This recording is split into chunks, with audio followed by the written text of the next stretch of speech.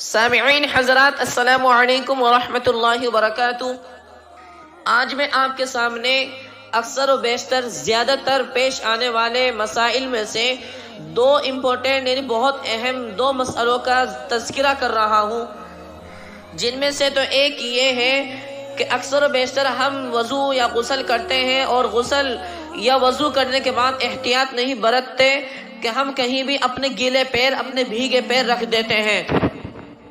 اب مسئلہ یہ ہے کہ اگر زمین ہے یا دری ہے اور وہ ناپاک ہے اور اس پر بھیگا پیر رکھ لیا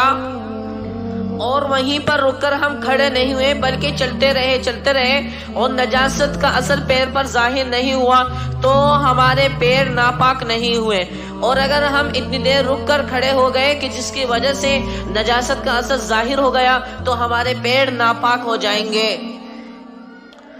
اور دوسرا مسئلہ یہ کہ اس کا الٹا، اس کا اپوزٹ،